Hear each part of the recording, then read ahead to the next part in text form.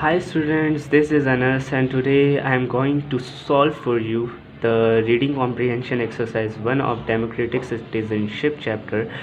तो ऐसा है कि मैं आज सिर्फ इन वर्ड्स के मीनिंग्स आपको नहीं बताऊंगा, बल्कि इन वर्ड्स के मीनिंग्स के साथ ज़रा सा आपको एक्सप्लेन भी कर दूंगा। एज़ यू नो कि बहुत सारे वर्ड्स की डिफरेंट मीनिंग्स होती हैं, तो हम जल्दी से इस चीज़ को सॉल्व करेंगे। पहला है अनप्रेसिडेंटेड। अनप्रेसिडेंटेड का मतलब होता है, हम सेंटेंस पढ़ के बता देते हैं आपको। World is wondering at this unprecedented cyclonic revolution.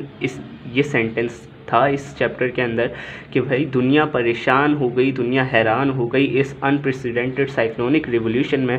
Unprecedented का मतलब यहाँ पर है नोवेल या स्ट्रेंज, क्योंकि अनप्रेसिडेंटेड का मतलब यही होता है कि कोई चीज़ जो न्यू हो, नई बनाई गई हो। तो उसके अंदर आपके पास आता है जो है, आप इस चीज़ को लिखेंगे स्ट्रेंज, क्योंकि दुनिया हैरान हो चुकी थी। किसी को भी नहीं पता था कि पाकिस्तान बन जाएगा, वाकई में पाकिस्तान बन जाएगा, और एक दिन पाकिस्तान बन गया। तो इसलिए यहाँ पर आप लिखेंगे स्ट्रेंज नोवेल। दूसरा है आपके पास सोवराइन। सोवराइन का क्या मतलब होता है? सोवराइन का यहाँ पर सेंटेंस बहुत सारी जगहों पर इस्तेमाल हुआ। तो एक जगह पर मौजूद था sovereign legislative body and you have got all the powers. ये कंटिन्यूस सेंटेंस है। तो यहाँ पर सिर्फ ये बताया गया है कि भाई आप एक कानून साज जो है वो सोवराइन बॉडी हैं। सोवराइन का मतलब होता है एक ताकतवर बॉडी हैं और आपके पास सारी पावर्स हैं। यहाँ पर इससे मुराद ये है कि यानी कि आपने ही तमाम कानून बनाने हैं और उन कानून को रेगुलेट करना है। तो आप इसको कहेंगी पजेसिंग पावर्स और authority to regulate things. Third thing is आपके पास है मॉन्स्टर। तो मॉन्स्टर का वर्ड यहाँ पर यूज़ हुआ था इस सेंटेंस में। Now we have to tackle these monsters. तो यहाँ पर मॉन्स्टर्स जो है वो ब्लैक मार्केटर्स को कहा गया है। यहाँ पर मॉन्स्टर किसी एनिमल को या किसी नॉन ह्यूमन थिंग को नहीं कहा गया, बल्कि एक कॉन्सेप्ट को कहा गया है जो ब्लैक मार्केटर्स जो है ब्लैक मार्केटिंग करके पूरे स्टेट के अंदर जो है डिज़ास्टर सिचुएशन पैदा कर देते हैं, उसको कहा गया है। तो आप इसको लिखेंगे थ्रेटनिंग फोर्स। ज़ाहिर है वो एक थ्रेटनिंग फोर्स होती है, अगर वो बढ़ गई तो पूरा मुल्क नुकसान में और घाटे में जाता है, जैसा कि आजकल हो रहा है। फिर है आपके पास स्टारवेशन। स्टारवेशन का सीधा मतलब यही होता है एक ऐसी सिचुएशन जिसके अंदर आपको बहुत ज़्यादा शदीद भूख लगती है, आपके पेट में दर्द होता है। तो you can say to suffer from hunger, कि आप जो है वो भूख की वजह से सफ़र कर रहे हैं।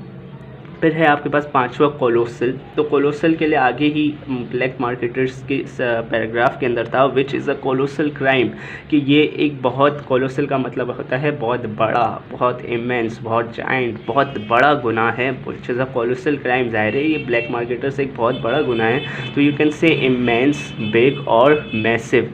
फिर है आपके पास नेपोटिज़म। नेपोटिज़म के बारे में हर एक जानता है कि नेपोटिज़म का मतलब होता है फेवरेटिज़म बेस्ड ऑन रिलेशन।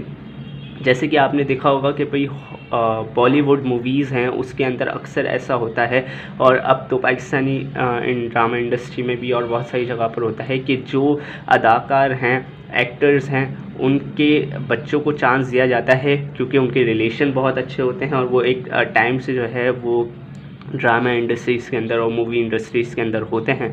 तो इसलिए उनको चांस दिया जाता है और उसका रिज़ल्ट ये निकलता है कि आगे का पूरी आपकी इंडस्ट्री वो ख़राब हो जाती है, बिकॉज़ उनके पास वो टैलेंट नहीं होता जो एक मेरिट के बेसिस पर लोगों के पास होता है।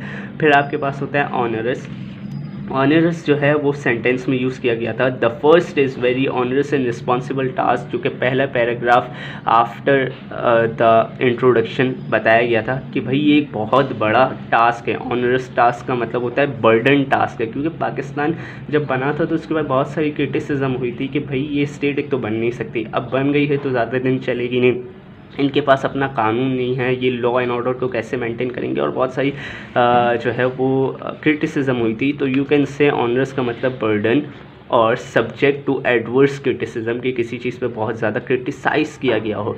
फिर यहाँ पर टाइटैनिक की बात की गई है। तो टाइटैनिक के हवाले से जो है सिर्फ तशबीह दी गई थी कि भाई टाइटैनिक जिस तरीके से एक टाइटैनिक की शिप होती है जहाँ पर बहुत सारे लोग और बहुत सारी जगहों से आए हुए लोग एक ही कश्ती में सवार होते हैं, शिप में सवार होते हैं, और वो बहुत बड़ा शिप होता है। तो इसी तरीके से पूरे ऑल ओवर सब कॉन्टिनेंट से डिफरेंट कल्चर के लोग उठकर सिर्फ इस कॉल पर आए कायद-ए-आज़म की कि एक मुस्लिम रियासत बन रही है जहाँ पर हर कोई एक होकर रहेगा, और कोई जो है दूसरों के दरमियान डिफरेंस नहीं होगा।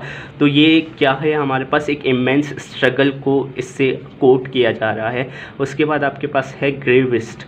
ग्रेविस्ट का मतलब ज़ाहिर है सिग्निफिकेंटली सीरियस। सिग्निफिकेंटली सीरियस का मतलब ये है क्योंकि आप एक सोवरेन बॉडी हैं और आपने ऐसे कानून बनाने हैं, आपके पास सारी ताकतें हैं और आपने ऐसे कानून बनाना है जिससे किसी माइनॉरिटी को, किसी रिलीजियस सेक्ट को, ह्यूमन राइट्स को, किसी चीज़ को आप वायलेट नहीं करें, किसी का भी नुकसान ना हो। तो ज़ाहिर है ये एक बहुत बड़ी सिग्निफिकेंटली सीरियस और डिग्निफाइड क्वालिटी होगी किसी के अंदर, तभी वो ये काम कर सकेगा। फिर आपके पास आता है रेलेंटलेसली। रेलेंटलेसली जो है आपके पास लास्ट सेंटेंस हमारे पास था, this evil must be crushed relentlessly. यहाँ पर इस चीज़ को नेपोटिज़म के हवाले से कहा गया है कि भाई ये जो चीज़ है उसको आपने हार्श और अनसीजिंगली इंटेंस तरीके से ख़त्म करना है, क्योंकि अगर आप इसको रुके बगैर और परसिस्टेंट हुए बगैर ख़त्म नहीं करोगे तो ये आपके पूरे मुल्क को तबाह कर सकता है, सारी इंडस्ट्रीज़ को तबाह कर सकता है। So that's all for today students. अगर आपको ये वीडियो पसंद आई है तो काइंडली सब्सक्राइब करें, लाइक करें, और ताकि मैं आने वाली एक्सरसाइज को सॉल्व करके आपके लिए अपडेट करता जाऊं, because it's a new book और डेफिनेटली हर किसी को इसमें हेल्प की ज़रूरत होगी। तो काइंडली मोटिवेट मी ताकि मैं आप लोगों के लिए आसानियाँ पैदा कर सकूँ। And thank you so much. That's all for today.